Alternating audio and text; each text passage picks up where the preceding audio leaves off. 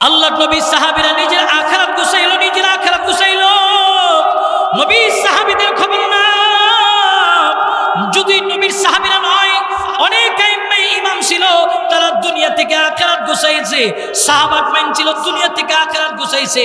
এই মুসলমান মুমিনেরা খেয়াল করে না।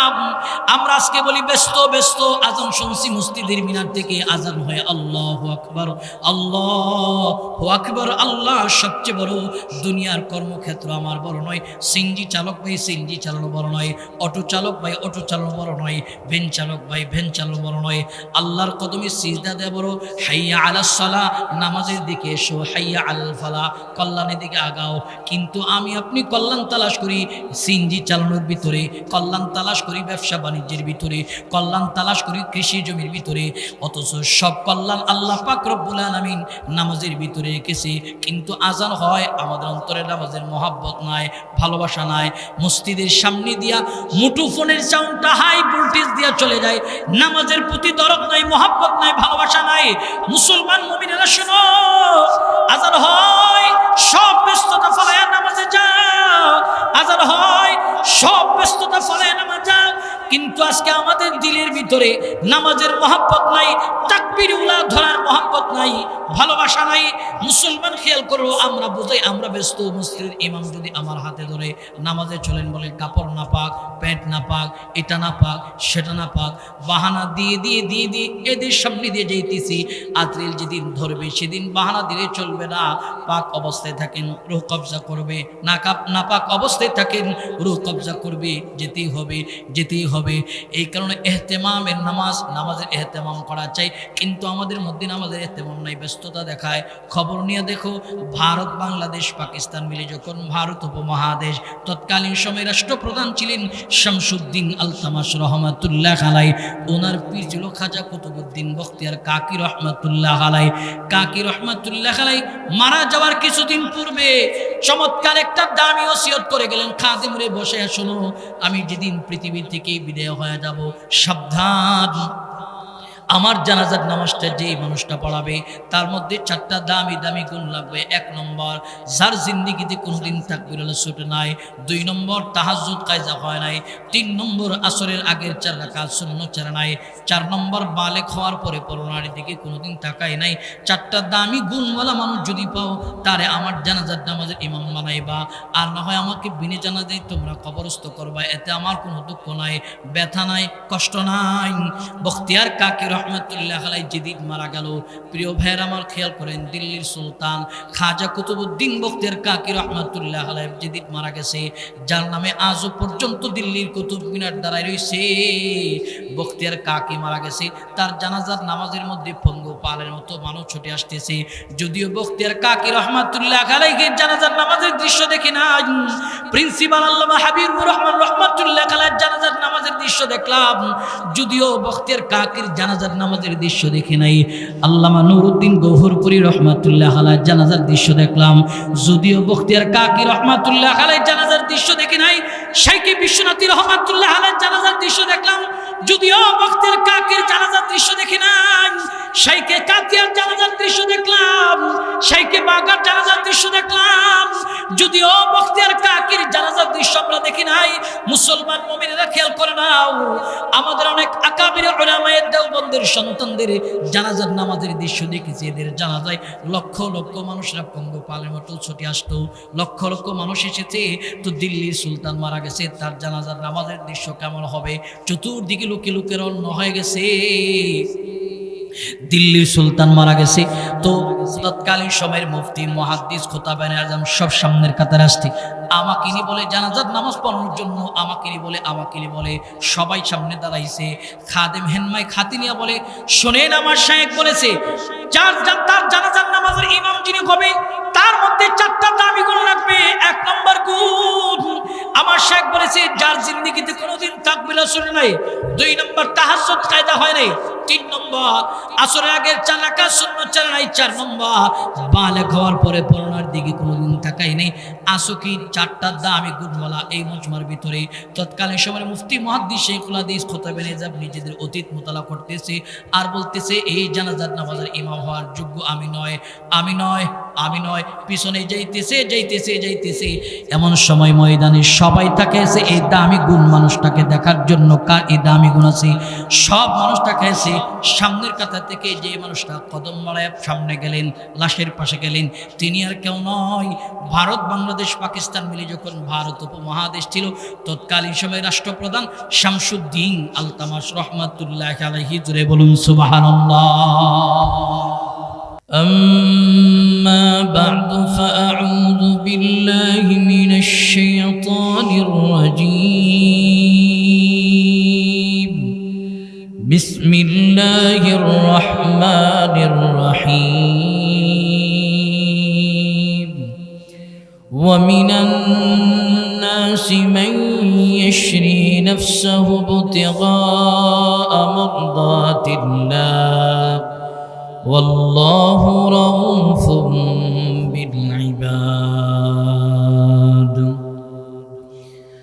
وعن سيد الجن والبشر رضي الله تعالى عنه قال قال رسول الله صلى الله عليه وآله وسلم لا تشرك بالله شيئا وإن قتلت وإن حرقت أو كما قال النبي عليه الصلاة والسلام.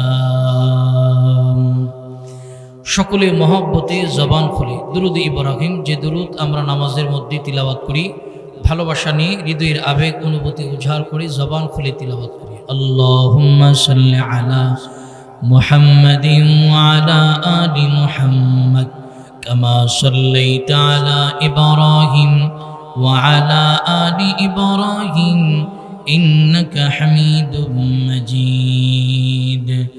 اللهم بارك على محمد وعلى آل محمد كما باركت على إبراهيم وعلى آل إبراهيم إنك حميد مجيد. محمد نے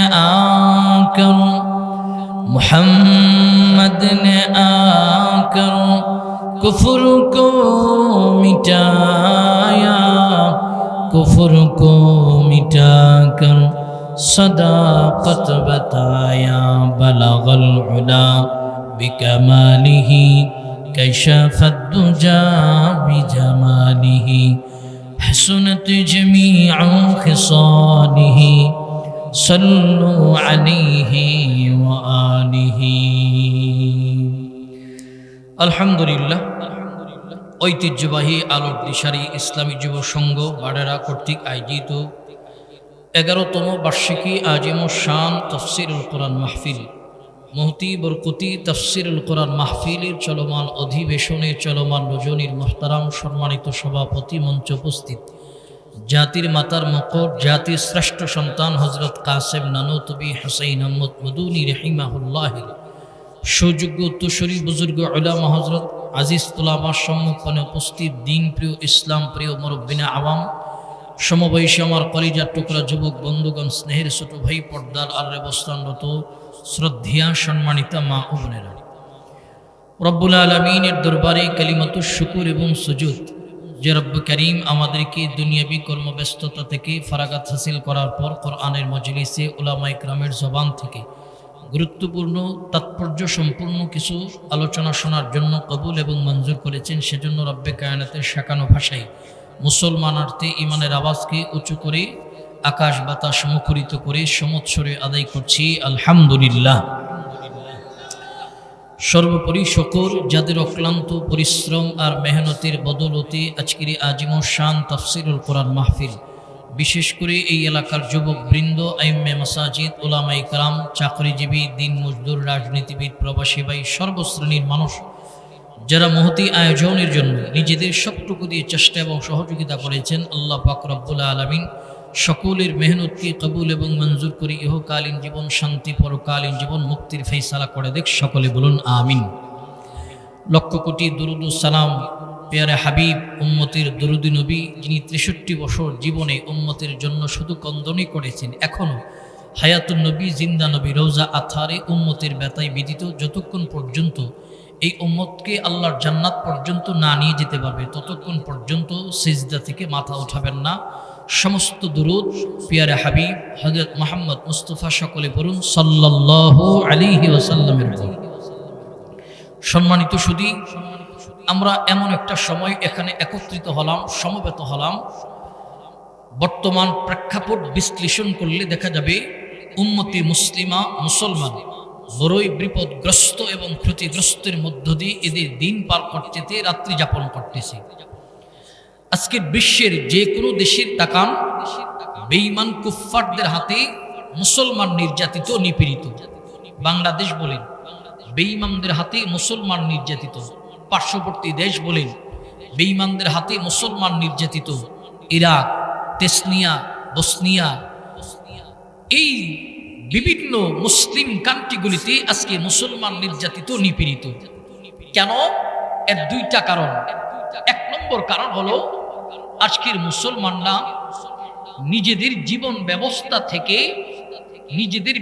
ব্যবস্থা থেকে অনেক দূরে চলে গেল। দুই নম্বর কারণ হলো মুসলমান আজকে বিজাতীয় অপসংস্কৃতি লালন করে, মুসলমান আজকে মুসলমানের বিরোধিতা করে, বেঈমান কুফফারদের সহযোগী হয়ে বেঈমানদের সঙ্গে তাল মিলিয়ে তারা কথা বলে, মুসলমানের বিরোধিতা করে। এই কারণে বিশ্বের মুসলিম আজকে অশান্তির বেড়াজালে আবদ্ধ, যদি বলুন ঠিক কিনা। এক নম্বর কারণ যে মুসলমানরা নিজেদের জীবন ব্যবস্থা থেকে অনেক দূরে। আমাদের জীবন ব্যবস্থা ছিল কোরআন এবং সুন্নাহ।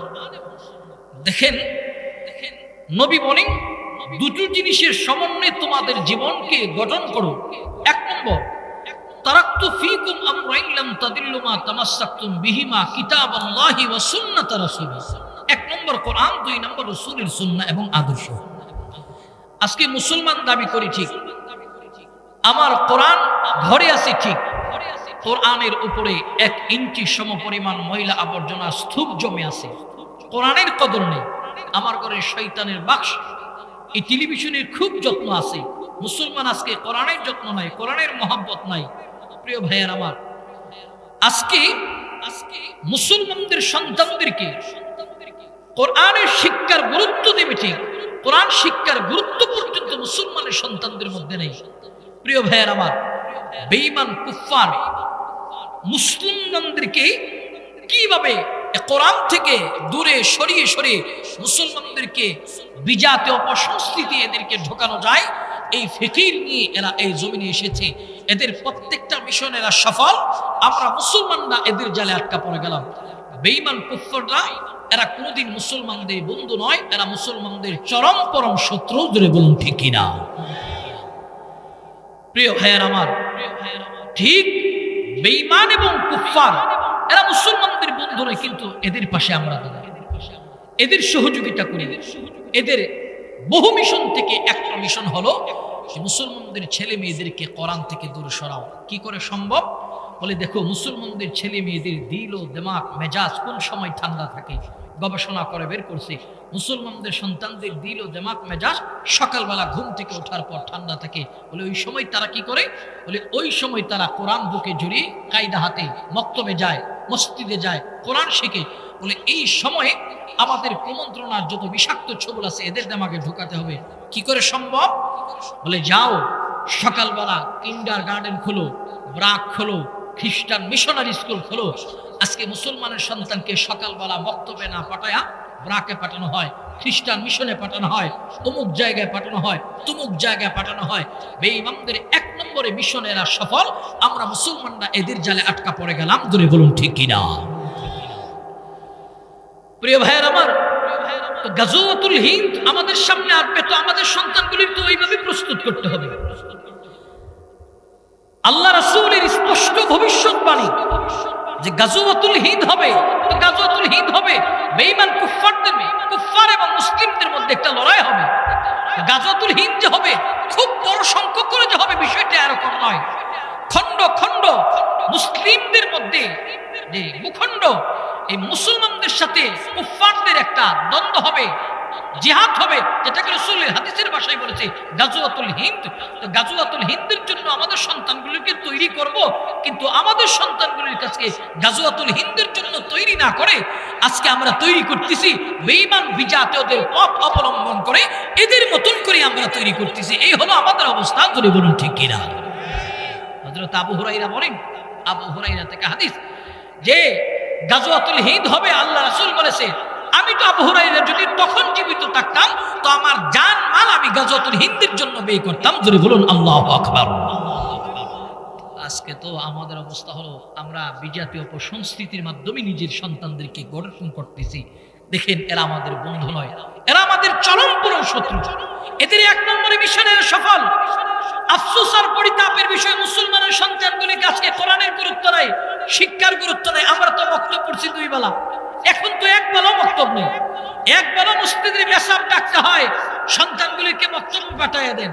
মক্তবে আসলো হাজার বাহানা, হুজুর কোচিং এ যেতে হবে, প্রাইভেট আছে, মা বলছে অমুক জায়গায় যেতে হবে, বাবাই বলছে অমুক জায়গায় যেতে হবে, আমাকে একটু আগে ছুটি দিতে হবে। গার্ডিয়ান ও উস্তাদরে ফোন করে কয় মেসাব আমার ছেলেটার একটু আগে বাগেই ছুটি দিয়ে দিয়ে, তো কোরআন শিখতে গেছে, তামাশা করার জন্য যায়নি। আজকে মুসলমানদেরকে কোরআন থেকে বেঈমানরা সৌকৌশলে দূরে সরায় ফেললো। 1 নম্বরে মিশনে সফল। 2 নম্বর মিশন, মুসলমানদের ঘর থেকে কোরআন তিলাওয়াতের আওয়াজ বন্ধ করো। কি করে সম্ভব?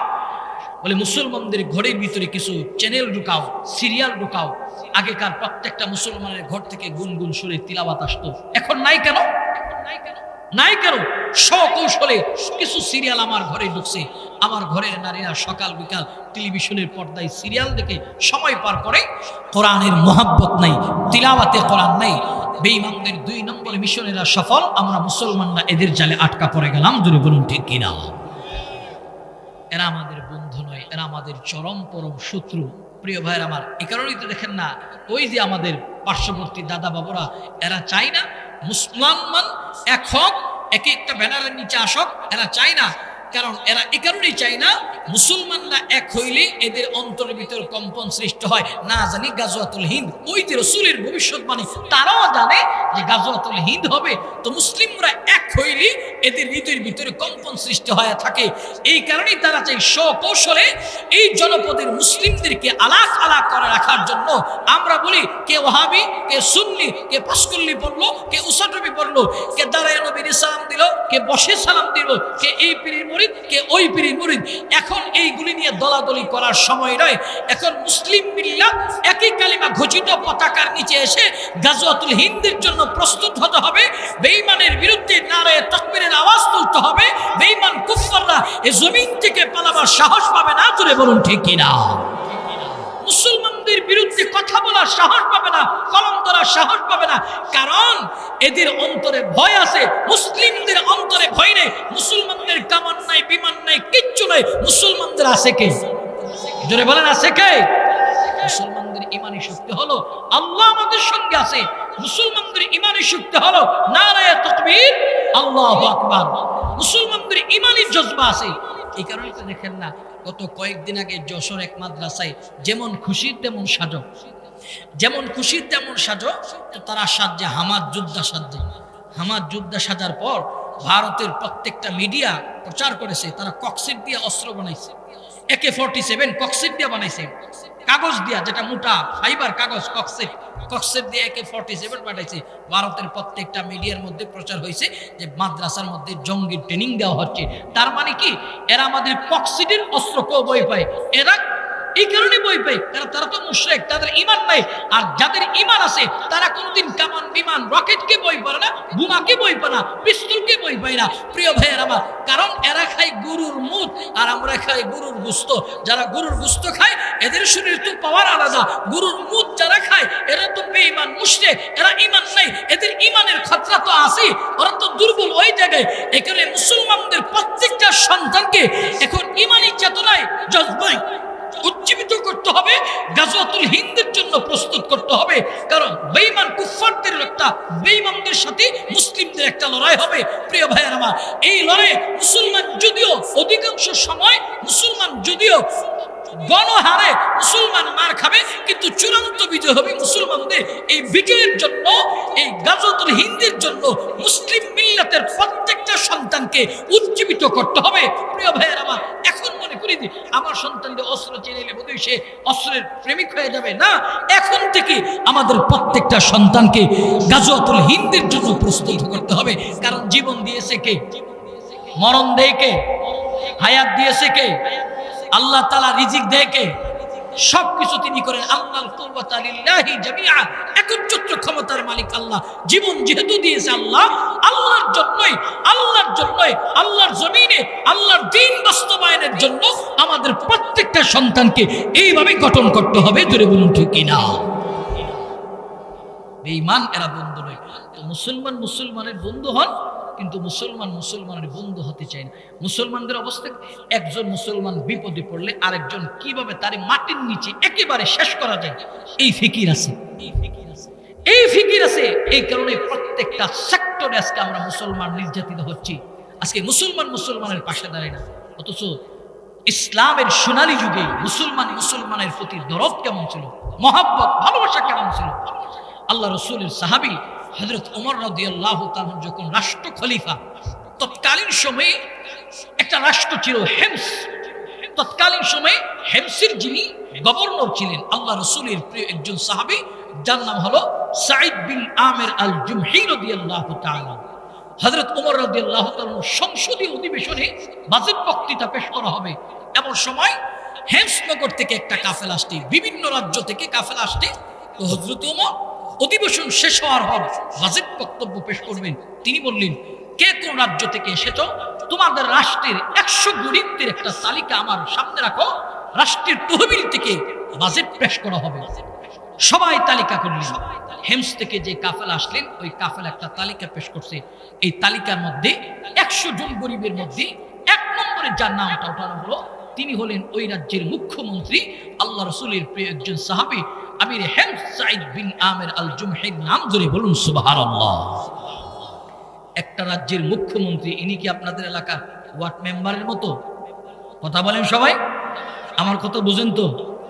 তাহলে একটু হা না বললে একটু সাহস যোগাবে। আছেন তো সবাই জীবিত? নাকি ময়মনসিংহের শ্রোতাদের মতো? ময়মনসিংহের শ্রোতাদেরকে কাকতানি দিলে 3 দিন পরে এরা হাসি দেয়। যদি বলে আলহামদুলিল্লাহ বলেন, আল্লাহু আকবার, কহতে আমনে আমরাটা কোনগা, আমরা শুধু হুনবাম। অতএব আপনারা তো সচেতন শ্রোতা আছেন তো ইনশাআল্লাহ? হাত দুইটা উপরে টান তো, এভাবে নাড়া দেন তো, পড়েন সুবহানাল্লাহ, ঈমানের আওয়াজে পড়েন সুবহানাল্লাহ, আলহামদুলিল্লাহ, ওয়ালা ইলাহা ইল্লাল্লাহ, আল্লাহু আকবার। হাত নামান। কষ্ট হইতেছে আপনাদের? ক্ষেত লাগাইতে গেলে এটার আগে জাত করতে হয়। ক্ষেতে যদি ধান লাগাইতে হয়, ধানের চারা লাগাইতে ওইটার একটা জাত করতে হয়, ট্রাক্টর চালাইতে হয়, মই দিতে হয়, এরপরে আবার নরম করতে হয় যেন গাছ লাগাইতে সুবিধা হয়। আমিও আপনাদেরকে একটু এইভাবে ঠিকঠাক করতেছি যেন আমার পরবর্তী আলোচনাটা নিতে আপনাদের সহজ হয়। কারণ আমার টাইম ছিল 10টায়, পোস্টারে 10টায় টাইম ছিল, আমিও আসছি ঠিক মতোই। বাকি আসমানি ফাইসালা সিস্টেমে আমার এই জায়গায় আনছে, আমি আবার আপনাদের এখান থেকে যাইতাম উসমানপুর মাদ্রাসায়। অতএব যতক্ষণ আসি ইনশাআল্লাহ আল্লাহ তাআলা যেন আমার জবান থেকে এমন কিছু কথা বের করে দেয়। আল্লাহ পাক আমাদেরকে প্রত্যেকটা কথার উপরে আমল করার তৌফিক দান করুক, সকলে বলুন আমিন। প্রিয় ভাইয়ের আমার, তো আমির হেমসের তালিকা দেখার পর হযরত ওমর জিজ্ঞেস করলেন, আমির হুকুম ফকির হুকুম, তোমাদের আমির কি 1 নম্বরের ফকির? বলে হ্যাঁ, 1 নম্বরের ফকির। হযরত ওমর আশ্চর্য হয়ে গেল। নবী সাহাবী হযরত ওমর রাদিয়াল্লাহু তাআলা এই 100 গরিবদের মধ্যে যে 1 নম্বরের নাম আমির হেমসের নাম দেখার পর আশ্চর্যান্বিত হয়ে বললেন, তোমাদের গভর্নর 1 নম্বরের ফকির? বলে হ্যাঁ। সঙ্গে সঙ্গে খলিফাতুল মুসলিমিন হযরত ওমর চোখের পানি ছাড়ছে, কান্না করে করে করে করে তিনি আমির হেমস এই চিঠি পাওয়ার পর তিনি আজীব হয়ে গেলেন। 100 গরিবের মধ্যে 1 নম্বরে গরিব, সাংঘাতিক, চারটিখানি কথা নয়। হযরত ওমর বললেন, এই রাষ্ট্রদূত যাও, রাষ্ট্রের কোষাগার থেকে 1000 স্বর্ণ মুদ্রা নিয়ে আসো। 1000 স্বর্ণ মুদ্রা হযরত ওমরের সামনে হাজির করা হলো। খলিফাতুর রাসূল হযরত ওমর চিঠি লিখছে, এই আমিরে হেম, রাষ্ট্রের পক্ষ থেকে 1000 স্বর্ণ মুদ্রা তোমার জন্য হাদিয়া গ্রহণ করবা। নিচে লিখে দিছে ওমর ইবনুল খাত্তাবের পক্ষ থেকে পাঠানো হাদিয়া গ্রহণ করবা। রাষ্ট্রদূত এই চিঠি নেয়ার হাদিয়া নেয়া আমির হেমসের কাছে গেছে। আমির হেমসের কাছে যাওয়ার পর আমির হেমসে সালাম দিয়েছে। সাইদ বিন আমির আল জুমহি রাদিয়াল্লাহু তাআলা নুকে সালাম দেওয়ার পর চিঠি দিয়া বললেন, এটা আমিরের পক্ষ থেকে চিঠি। চিঠি খুলছে, চিঠি খুলে তিনি তাকায় দেখলেন রাষ্ট্রের পক্ষ থেকে 1000 স্বর্ণ মুদ্রা হাদিয়া। এই হাদিয়ার টাকাটা তিনি গ্রহণ করলেন। চিঠির দিকে তাকায়া তাকায়া হযরত ওমর চোখের পানি ছেড়ে দিয়া হযরত আমির হেমস কান্না করে করে বলতেছেন, ইন্না লিল্লাহি ওয়া ইন্না ইলাইহি রাজিউন। যেই মাত্র আয়াত তিলাওয়াত করছে এমন সময় আমির হেমসির বিবি ঘর থেকে বের হয়ে গেলেন। ঘর থেকে বের হয়ে বলে, স্বামী আমার, আপনি ইন্না লিল্লাহ পড়েছেন, হাল কতিলা উমর। হযরত ওমর কি যুদ্ধে শহীদ কতল হয়ে গেছে? আমির হেমস তিনি বলেন, বিবি রে, এর চেয়ে বড় সঙ্গীন ঘটনা ঘটছে। বালিল আমরু আযামু মিন যালিক। এর চেয়ে বড় সঙ্গীন ঘটনা ঘটছে বিবি। তাহলে সকল মুসলমান যুদ্ধে শহীদ হয়ে গেল। বলে বিবি, এর চেয়ে বড় সঙ্গীন ঘটনা ঘটছে। বালিল আমরু আযামু মিন যালিক। এর চেয়ে বড় সঙ্গীন ঘটনা ঘটছে। বিবি বলতেছে, স্বামী আমার, কি ঘটছে একটু বর্ণনা করেন। হযরত আমির হেম সাইদ বিন আমির আল জুমহি বলতেছে, বিবি, আমার কাছে উদখিলাত আলাইহা দুনিয়া, দুনিয়া আসতে আমার আখিরাত বরবাদ করার জন্য এই দুনিয়া তোর হাতে দিলাম। আমি ঘরে ঢোকার আগে আগে আমার এলাকার সমস্ত গরিবদের মধ্যে এই অর্থ বিলীন করে দিবা। এরপরও আমার ঘরে যেন এই একটা পয়সাও ঘরের ভিতরে না ঢুকে। জোরে বলুন আল্লাহু আকবার। নিজে 100 গরিবের মধ্যে 1 নম্বরের গরিব। তিনার মধ্যে অর্থের লোভ নাই, মুসলমানদের প্রতি দরদ। আর আমাদের নেতাদের অবস্থা কি ছিল? মাদ্রাসার টয়লেট পর্যন্ত খাইয়া লাইছে। এক মাদ্রাসায় গেছি, মোতামিম সাহেব, হুজুর আমাদের টয়লেটটা খাইয়া লাইছে। কে খাইছে? চেয়ারম্যান খাইছে। আমি কেমনে খাইছে? চাবায়া খাইছে? না হুজুর, টয়লেটের টাকাটা মেরে দিছে। টয়লেটের টাকা মারা, টয়লেট খাওয়াতে কি কথা? আমাদের বিগত সরকারের আমলে টয়লেটের টাকা, রাস্তার টাকা, কালবারের টাকা, বিধবা ভাতা, ইতিম ভাতা, যত ভাতা আছে সব খাইছে। প্রিয় ভাইয়ের আমার, খাইছো যে মনে করিও না এইগুলি দিতে হবে না। ময়দানে মাহশারে আল্লাহর পার্লামেন্টে দাঁড়িয়ে প্রত্যেকটার হিসাব তোমাদের দিতে হবে। জোরে বলুন ঠিক কিনা? আল্লাহ বলেন ছাড় দিই, ছেড়ে দেই না। আল্লাহ বলেন ছাড় দিই, ছেড়ে দেই না। উঠতে থাকো, আমি আল্লাহ তাআলার কাছে আসবা। প্রিয় ভাইয়ের আমার, আগেকার ফ্যাসিস্ট সরকারের শাসনামলে আমরা দেখছি এমপির বাসার টয়লেটের ভিতরে চাউলের খনি, সেফটি ট্যাঙ্কির ভিতরে তৈলের খনি, খাটের নিচে চাউলের খনি। এভাবেই তারা লুটপাট করেছে। প্রিয় ভাইয়ের আমার, এখনো পর্যন্ত প্রত্যেকটা সেক্টরে বিগত ফ্যাসিস্ট সরকারের শাসনামলে যারা ছিল এখনো রাষ্ট্রের গুরুত্বপূর্ণ দায়িত্বে তারাই রয়েছে। এই গুরুত্বপূর্ণ দায়িত্ব থেকে এদেরকে যদি অপসারণ না করা হয় তাহলে এই ছাত্র আন্দোলনের বিপ্লব একেবারেই বৃথা যাবে। জুড়ে বলুন ঠিক কিনা? এর মধ্যে একটা হলো আসিফ নজরুল। আসিফ নজরুল, প্রিয় ভাইয়ের আমার, সে ফ্যাসিস্ট সরকারের দোসর। প্রিয় ভাইয়ের আমার, সে ইন্ডিয়ান রদের এজেন্ডা বাস্তবায়ন করতেছে। আমরা এটা বুঝতেছি না। প্রিয় ভাইয়ের আমার, দেখেন না, অমুক আন্দোলন হয়, তুমুক আন্দোলন হয়। এদেশে ইউনুস গভর্নমেন্টকে বিপদে ফেলানোর জন্য চতুর্মুখী ষড়যন্ত্র চলতেছে। প্রিয় ভাইয়ের আমার, যেহেতু তারা এসেছে একটা কাটামতি নিয়ে তারা নির্বাচন দিবে, কিন্তু বহু মানুষ আছে যে নির্বাচনের জন্য পাগল পাড়া হয়ে গেছে। না, সবর করেন, ধৈর্য ধারণ করেন। আল্লাহ তাআলা যদি আপনাদেরকে ক্ষমতায় নেওয়ার ইচ্ছাই থাকে, আল্লাহ যদি কবুল করে, আপনারা যাবেন। বেশি করতে গেলে আমসালা সব হারাইবেন। জোরে বলুন ঠিক কিনা? ফ্যাসিস্ট সরকারের আমলে তো মাহফিল শুধু বন্ধ হইতো, এখন মাহফিলের প্যান্ডেল পর্যন্ত পোড়া যায়। নরসিংদীতে আপনারা দেখেছেন, এক নেতার নাম উপরে দিছে আর এক নেতার নাম নিচে দিছে।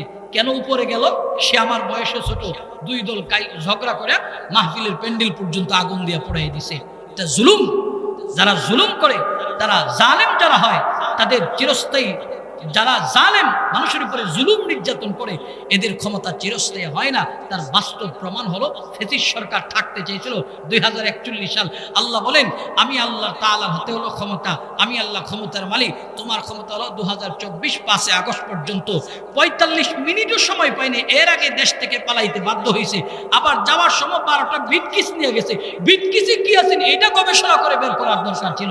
পিছনে তাকায় হেলিকপ্টার উঠে, আবার বিটকিসের দিকে তাকায়। তার মানে দেশের অর্থ করে মুদ্রা লুটপাট করে নিয়ে গেছে। এটাই তার বাস্তব প্রমাণ। করে বলুন ঠিক কিনা? হেলিকপ্টারে উঠে আবার বিটকিসের দিকে তাকায়। আপনারা ফলো করছেন কিনা জানি না, আমি দেখছি হেলিকপ্টারে উঠে আবার বিটকিসের দিকে তাকায়। 12টা বিটকিস নিয়ে গেছে। কি ছিল তার ভিতরে? প্রিয় ভাইয়ের আমার, অতএব যে কথা বলতেছিলাম, ক্ষমতা চিরস্থায়ী নয়। অতএব সবর করেন, ধৈর্য ধারণ করে জনগণের কল্যাণে যারা খেদমত করবে, আগামীর জনগণ তাদেরকে নির্বাচিত করবে। কথা বলেন, তাদেরকে নির্বাচিত করবে। যারা জুলুম করে এদেরকে নির্বাচিত করবে না। দেখেন, জুলুম চিরস্থায়ী হয় না। তো বলতেছিলাম, আল্লাহ রসুলের সাহাবী হযরতে আমির হেমস, তিনি একজন গভর্নর, একটা রাজ্যের গভর্নর হয়ে 1 নম্বরের গরিব। বলেন, এই টাকা আমার ঘরে যাবে না বিবি আমার, এই টাকা ঘরে যাবে না।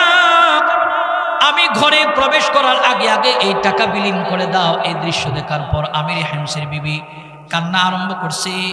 কান্না, উভয়ের কান্না দেখা রাষ্ট্রদূত যিনি উমরের পক্ষ থেকে এসেছেন, তিনিও কান্না আরম্ভ করলেন।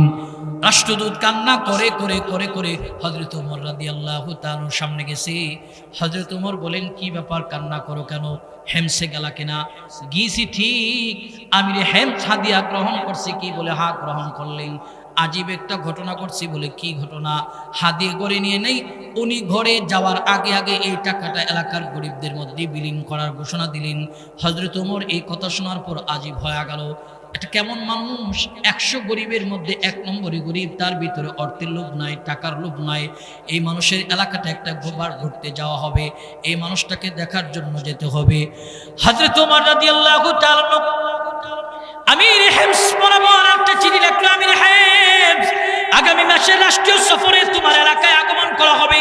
রাষ্ট্র কিভাবে চালাও, দেশ কিভাবে চালাও, খবর নেওয়া হবে। এই চিঠি দিয়া রাষ্ট্রদূতরে পাঠিয়ে দিল। রাষ্ট্রদূত এই চিঠি নিয়ে আমির হেমসের বরাবর রাখলেন। আমির হেমস এই চিঠির দিকে তাকায়া দেখলেন, আগামী মাসের রাষ্ট্রীয় সফরে হযরত ওমর আসবেন আমাদের এলাকায়। খলিফাতুল মুসলিমিন উমরের এই চিঠি পাওয়ার পর হযরত আমির হেমস সাইদ বিন আমির আল জুমহি রাদিয়াল্লাহু তাআলা আনহু রাষ্ট্রের সকল দায়িত্বশীল প্রশাসনকে ডাকায় বললেন, শোনো শোনো, আমাদের এলাকায় আমিরুল মুমিনিন হযরত ওমরের আগমন হবে। শোনো, এলাকার করার সিকিউরিটি গার্ডের ব্যবস্থা করো, দারোয়ান লাগবে দাও, পাহারাদার লাগবে দাও, যত রকমের সিকিউরিটি আছে দাও। সাবধান, রাস্তার ভিতরে কোন রকম জ্যান্ত যেন না থাকে। মঞ্চ সাজাইবা, মঞ্চের ভিতরে কেবলমাত্র 2টা চেয়ার দিবা।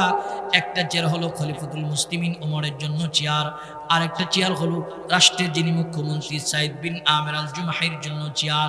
2টা চেয়ার রাখবা, ভিন্ন কোনো চেয়ার রাখবা না।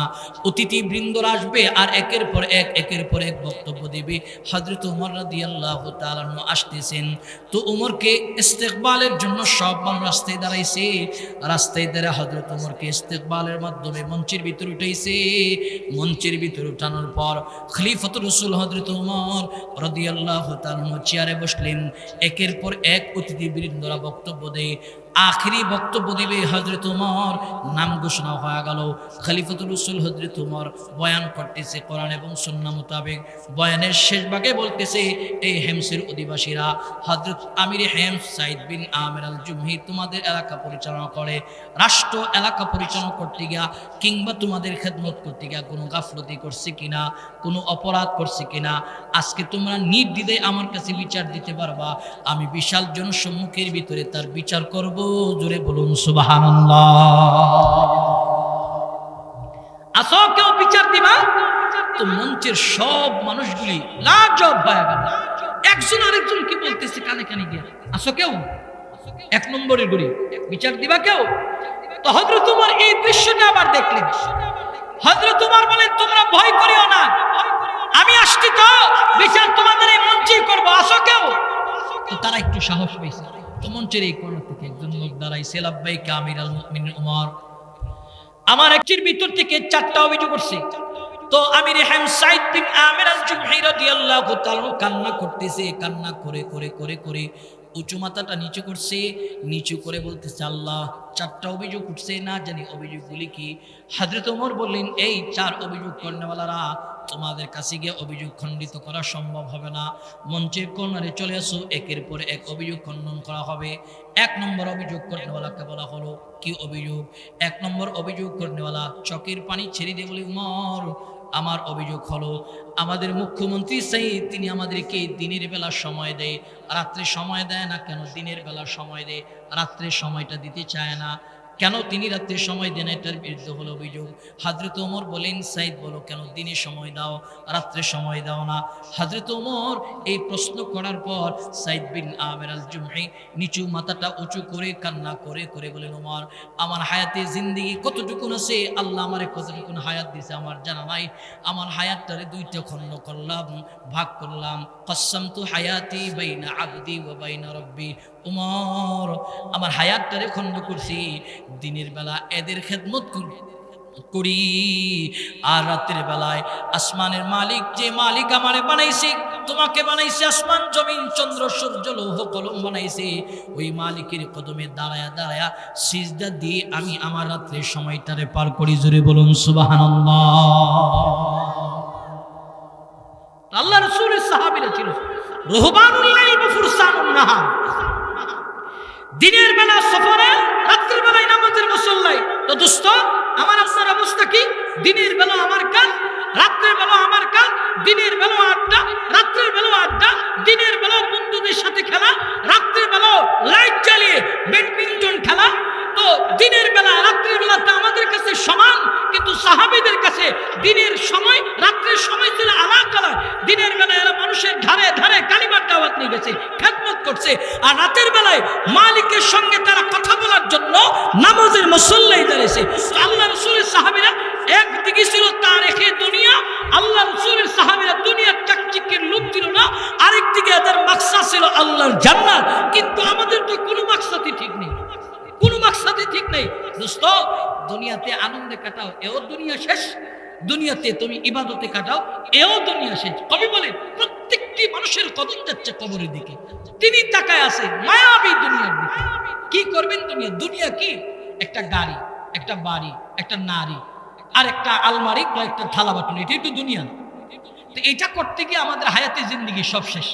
60 বছরের গড়ে আয়ু মানুষের বয়স হলো 60। দেখেন 20 বছর পর্যন্ত লেখাপড়া করে, 5 বছর একটা চাকরির জন্য দুর্জব করে, তো 25-এর কোঠায় গেলে একটা চাকরি হয়, 5 বছর চাকরি করে একটা কাঠামোতে যান, 30 বছর ওভার হওয়ার পর পরিবারের সিদ্ধান্ত হয় তোমাকে বিয়ে করে দেওয়া হবে, বিয়ে করানো হয় 30-এর কোঠায়। বিয়ের পর বিবিকে নিয়ে একটু আনন্দ ফুর্তি করতে করতে গেল 5, গেল 35, 5 হলে 35, তো 35 যাওয়ার পর বাচ্চা একটা হয়েছে, তো এটার একটু লালন পালন আদর সোহাগ করতে করতে গেল আরো 5, গেল 40, কেউ বাঁচলেন আর 20 বছর বাঁচবেন।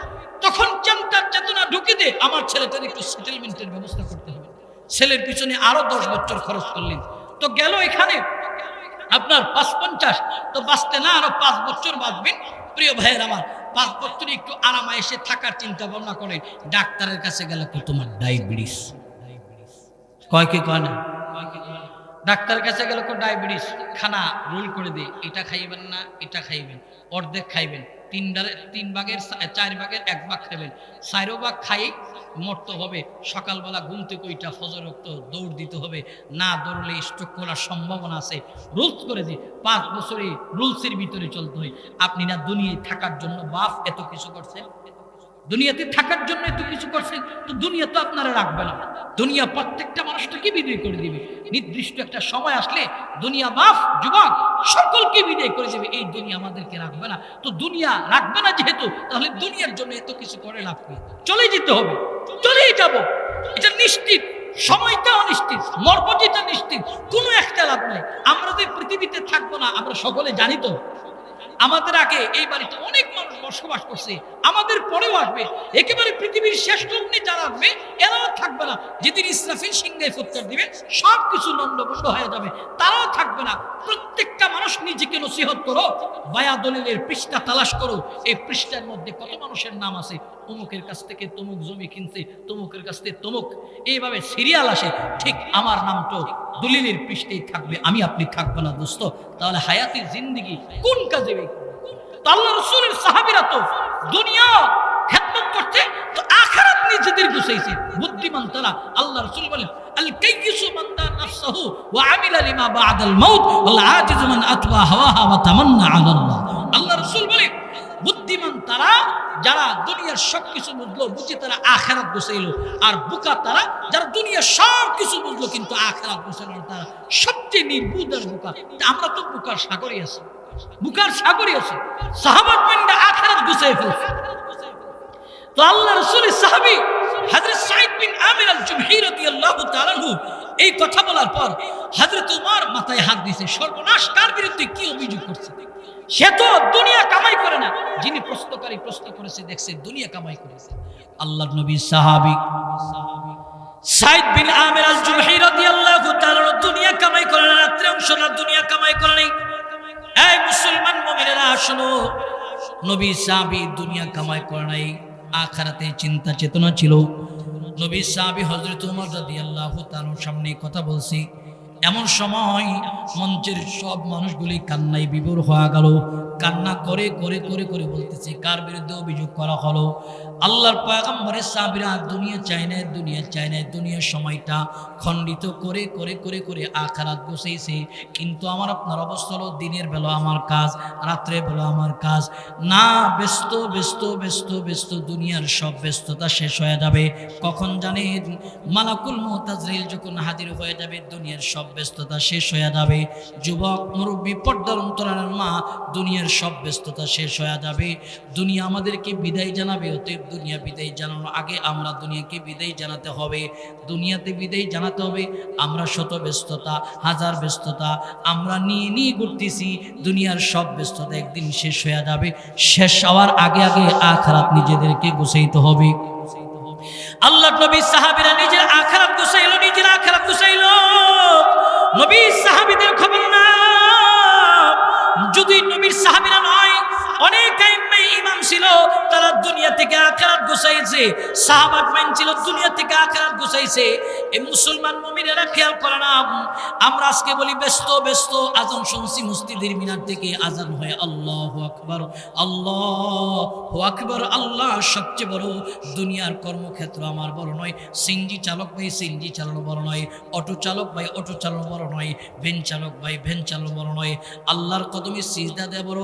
হাইয়া আলাস সালাহ, নামাজের দিকে এসো। হাইয়া আল ফালাহ, কল্যাণের দিকে আগাও।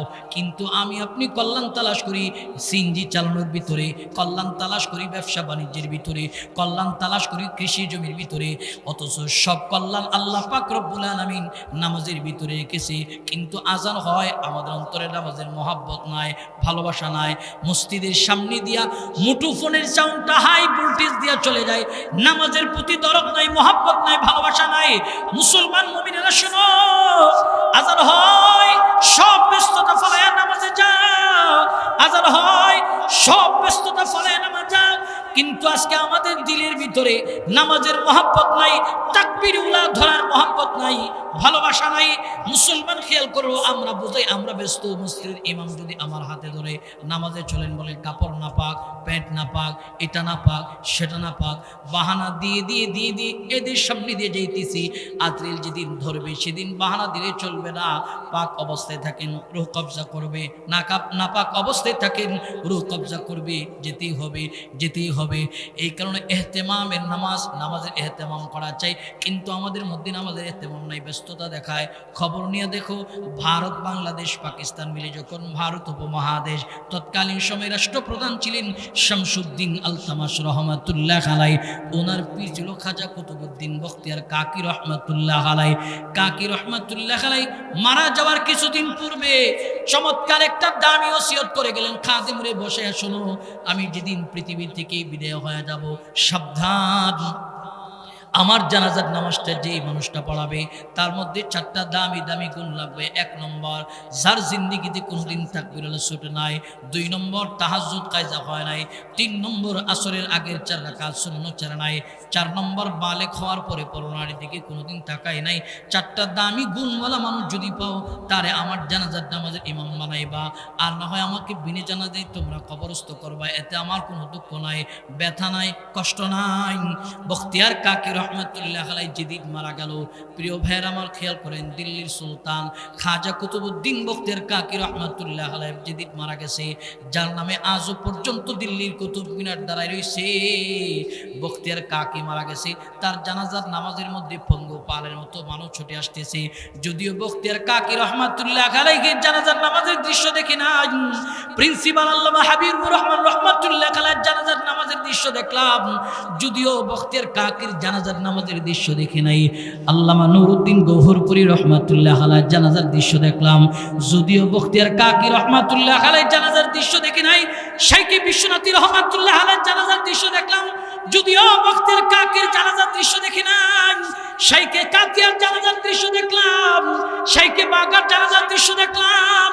যদিও বখতিয়ার কাকির জানাজার দৃশ্য আমরা দেখি নাই, মুসলমান মুমিনেরা খেয়াল করে নাও, আমাদের অনেক আকাবির উলামায়ে দেওবন্দের সন্তানদের জানাজার নামাজের দৃশ্য দেখেছি। এদের জানাজায় লক্ষ লক্ষ মানুষরা পঙ্গপালের মতো ছুটে আসতো, লক্ষ লক্ষ মানুষ এসেছে। তো দিল্লির সুলতান মারা গেছে, তার জানাজার নামাজের দৃশ্য কেমন হবে? চতুর্দিকে লোকে লোকের অন্য হয়ে গেছে। দিল্লির সুলতান মারা গেছে, তো তৎকালীন সময়ের মুফতি, মুহাদ্দিস, খোতাবে আজম সব সামনের কাতারে আসছে। আমাকে নি বলে জানাজার নামাজ পড়ানোর জন্য, আমাকে নি বলে সবাই সামনে দাঁড়াইছে। খাদেম হেনমাই খাতিনিয়া বলে, শোনেন আমার শায়েখ বলেছে, তার জানাজার নামাজের ইমাম যিনি হবে তার মধ্যে 4টা দামি গুণ লাগবে। 1 নম্বর গুণ, আমার শায়েখ বলেছে, যার জিন্দেগিতে কোনোদিন তাকবীরুল ছুটে নাই। 2 নম্বর, তাহাজ্জুদ কায়দা হয় নাই। 3 নম্বর, আসরের আগের 4 রাকাত সুন্নত ছাড়া নাই। 4 নম্বর, বালেগ হওয়ার পরে পরনার দিকে কোনোদিন তাকাই নেই। আসকি 4টা দামি গুণওয়ালা এই মজমার ভিতরে তৎকালীন সময়ের মুফতি, মুহাদ্দিস, শাইখুল হাদিস, খোতাবে নিজাম নিজেদের অতীত মোতালা করতেছে আর বলতেছে, এই জানাজার নামাজের ইমাম হওয়ার যোগ্য আমি নয়, আমি নয়, আমি নয়। পিছনে যাইতেছে। এমন সময় ময়দানে সবাই তাকাইছে এই দামি গুণ মানুষটাকে দেখার জন্য। কার এই দামি গুণ আছে? সব মানুষ তাকাইছে। সামনের কাতার থেকে যে মানুষটা কদম বাড়ায় সামনে গেলেন, লাশের পাশে গেলেন, তিনি আর কেউ নয়, ভারত, বাংলাদেশ, পাকিস্তান মিলে যখন ভারত উপমহাদেশ ছিল, তৎকালীন সময়ের রাষ্ট্রপ্রধান শামসুদ্দিন আলতামাশ রহমাতুল্লাহ আলাইহি, জোরে বলুন সুবহানাল্লাহ। একটা রাষ্ট্রপ্রধান, তার মধ্যে 4টা দামি গুণ। তো তার চারিত্রিক অবস্থা কেমন ছিল? আমরা তো আজকে স্লোগান দেই, অমুক নেতার চরিত্র ফুলের মতো পবিত্র, নামাজ পড়ে 6 ওয়াক্ত, চুরি করে 100 ওয়াক্ত। কোন নেতার চরিত্র ফুলের মতো হতে পারে না। নেতার চরিত্র ফুলের মতো হলে আরেকজন টয়লেট খাইতে পারত না, মিথ্যা বলতে পারত না। তো শ্রেষ্ঠ চরিত্র হলো আমার আপনার রাসূল, যে রাসূলের চরিত্রের মধ্যে কোনো স্পট নাই, আমার আপনার নবী। তো বলতে পারেন নবীর চরিত্র ফুলের মতো পবিত্র, আর কোন মানুষের চরিত্র ফুলের মতো পবিত্র নয়। নামাজ পড়ে 6 ওয়াক্ত। অনেকগুলো হুজুর নামাজ পড়ে 6 ওয়াক্ত করলো কেন? উত্তর পাড়ার মসজিদে হলো, পশ্চিম পাড়ার মসজিদে 1:15 হলো জোহরের জামাত। তো হে 1:15 উত্তর পাড়া যাওয়ার পর দেখে ইমাম সাহেব আল্লাহু আকবার কইছে, হেও নেতা কর্মী, ককটেল নেতা কিছু পিছনে থাকে, খালি বাতাস দেয়। ককটেল নেতা কিছু থাকে, খালি মোটরসাইকেল নিয়ে খালি বাতাস দেয়। আগে রাস্তা ক্লিয়ার করে, এগুলো আমি ককটেল নেতা বলি, ককটেল নেতা। এগুলো খেয়ে দিয়ে কাম নাই। একটা নেতার কাছে ছবি দিল, আমার প্রিয় অভিভাবক। তো তোর অভিভাবক যদি নেতা হয়, তো তোর বাপ মা 20 বছর তোর লালন পালন করছে কেমন? আমার প্রিয় অভিভাবক, অভিভাবক তোরে খাওয়াইছে, জন্ম দিছে মা বাবা, মা বাবার অভিভাবক না দাবি করে আমার প্রিয় অভিভাবক। আই হে কি কমু প্রিয় ভাই, নামাজ পড়ে 6 ওয়াক্ত। বেজার হইতেছেন কেউ কেউ? হক কথা বললে আপন মায়ও বেজার হয়। মা ছেলেরে মুফতি বানাইছে। কি বানাইছে? কথা বলেন সবাই। মুফতি বানাইছে। মুফতি সাহেব হকের পক্ষে কলম ঘোড়ায়। একদিন মা ছেলের যে কিরে সন্তান, এত টাকা পয়সা খরচ করে তোরে মুফতি বানাইলাম, একদিনই তো একটা হক কথা বলি না। কমা হক কথা শুনতেছে? বলে হ্যাঁ। তাহলে আমার কাছে বসো, গণনা করতেছে। আব্বাই মারা গেছে, গণনা করলে 2 বছর হবে। এখনো তুমি আলতাসনো পাউডার ব্যবহার করে বেরি টিবে কাঁদে নিয়ে বাজারে যাও, বিশ্বনাথ বাজারে যাও কাড়ে দেখানোর জন্য, তাজপুর বাজারে সুপার মার্কেটে যাও কাড়ে দেখানোর জন্য, দরজায় চিপাই ছিল ঝাড়ু, মা ঝাড়ু বের করে গোলামের পুত, এই জন্য কি তোরে মুফতি বানাইছি? তো হক বলে আপন মায়াবাজার হয়, নামাজ পড়ে 6 ওয়াক্ত, উত্তরপাড়ার মসজিদে জোহরের জামাত 1:15, তো এটাও আদায় করছে। হে এখান থেকে বাইরে পশ্চিম পাড়া যেতে হবে, পশ্চিম পাড়া গিয়ে দেখে 1:30টাই জামাত। তো ইমাম সাহেব আল্লাহু আকবার বলছে, নামাজের সময় মহল্লায় ঘুরলে মানুষ কবে হে নামাজ পড়ে না। তো ও পশ্চিম পাড়া ইমামের পেছনে গিয়ে আল্লাহু আকবার। তো পিছন থেকে একটা ককটেল নেতা ডাক, উস্তাদ নামাজ না উত্তর পাড়া পড়েছে? আর পাড়া এটা নামাজ তো পড়ছি, এটা হচ্ছে বুড়ের নামাজ। বুড়ের নামাজ, এখন যদি নামাজ না পড়ে ঘুরি তো আমার বুট কমবো, এটা হলো পলিটিক্স। এখন দেখেন না বহু নেতা টুপি পড়তেছে, পাঞ্জাবি পড়তেছে, কাজ হইব না সাঙ্গ। ইসলামকে বারংবার ব্যবহার করে ইসলামের উপর তোমরা আঘাত করো, কারণ আমরা জানি গণতন্ত্রে বিশ্বাসী যারা, এদের কোনো ধর্মের ঠিক ঠিকানা নাই। এই কারণে প্রিয় ভাইয়ের আমাদের একটাই স্লোগান, হয়তো শাহাদাত নয়তো খিলাফত, হয়তো শাহাদাত নয়তো খিলাফত। এই দেশে ইসলাম নিয়ে যদি টিকে থাকতে চান, চূড়ান্ত পর্যায়ে একটা ইসলামিক বিপ্লবের প্রয়োজন, জোরে বলুন ঠিক কিনা?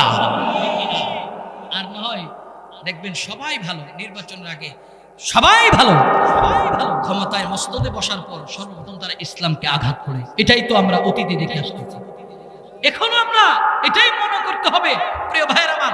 এ কারণে আমরা যারা ইসলাম নিয়ে বেঁচে থাকতে চাই, আমরা মনে করি এখন আমরা স্বাধীন নই। যদি আমরা স্বাধীনভাবে এখন আমরা স্বাধীন নই, ইসলাম নিয়ে বাঁচতে চাই তো চূড়ান্ত পর্যায়ে একটা ইসলামিক বিপ্লবের প্রয়োজন। প্রিয় ভাইয়ের আমার, যে কথাটা বলতেছিলাম যে সালাতের গুরুত্ব, এত বড় একজন দায়িত্বশীল হওয়ার পর তিনার মধ্যে ছিল কিন্তু আমাদের মধ্যে নাই। প্রিয় ভাইয়ের আমার, এ কারণে আমাদেরকে নামাজের গুরুত্ব বাড়াইতে হবে। এত বড় একজন রাষ্ট্রপ্রধান, তার মধ্যে 4টা বিশাল দায়িত্ব, 4টা গুণ আছে।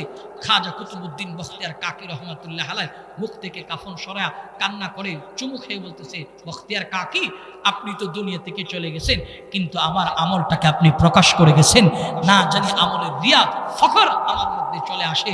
অতএব আপনি তো মরে গিয়ে আল্লাহর জান্নাতের দিকে যাইতেছেন, আমার আমলের ফখরের কারণে না, যিনি আমার আমলগুলি গোপন ছিল, আমার আমলের রিয়া ফখরে আমার আমলগুলি নষ্ট হয়ে যায়। প্রিয় ভাইয়ের আমার, একজন রাষ্ট্রপ্রধানের মধ্যে দামি গুণ ছিল প্রিয় ভাইয়ের আমার। অতএব আমরা সালাতের গুরুত্ব বাড়াবো। লম্বা কথা বলা ইচ্ছা ছিল, সংক্ষিপ্ত করতেছি। প্রিয় ভাইয়ের আমার, সত্যতার মূল খোলাসা কালাম হলো, আমাদেরকে এমনভাবে জিন্দেগি গঠন করতে হবে, কোরআন এবং সুন্নাহ মোতাবেক আমাদেরকে তৈরি করতে হবে। প্রিয় ভাইয়ের আমার, আল কুফরু মিল্লাতুন ওয়াহিদা, তাম পৃথিবীর কুফফার মুশরিক যারা, এরা 100 গাতা। একটা হিন্দুকে কথা বলে দেখেন, তাম বাংলাদেশের হিন্দু নয়, বহির্বিশ্বের হিন্দুরা পর্যন্ত মিছিল করে। প্রিয় ভাইয়ের আমার, এরা যদিও আলাদা আলাদা দলে দলে বিভক্ত, কিন্তু বৃহত্তর স্বার্থে তারা হিন্দু, বৌদ্ধ, খ্রিস্টান ঐক্য পরিষদ আছে, তারা ব্যানার নিয়ে নেমে যায়। কিন্তু আমাদের অবস্থা কি? একজন মুসলমান আক্রান্ত হলো, পাশেরটা কহে গেল কেন, আক্রান্ত হলো কেন, বলছিল কে যাওয়ার জন্য, এই হলো আমাদের অবস্থা। না, আল কুফরু মিল্লাতুন ওয়াহিদা, তামাম পৃথিবীর কুফফার এক। অতএব তামাম পৃথিবীর মুসলিম মিল্লাত এক দেহ এক প্রাণ। আমরা এখন পর্যন্ত এক হতে পারি না। এক হও, লড়াই করো, লড়াই করে বাঁচতে শিখো। প্রিয় ভাইয়ের আমার, ইসলাম নিয়ে যদি বাঁচতে চাও, গাজওয়াতুল হিন্দের জন্য প্রস্তুত হও, জোরে বলুন ঠিক কিনা? আল্লাহ পাক আমাদেরকে কবুল করুক, সকলে বলেন আমিন। প্রিয় ভাইয়ের আমার, যা বলছি অগোচর কথা, এলোমেলো কথা, সব কথা লিল্লাহি।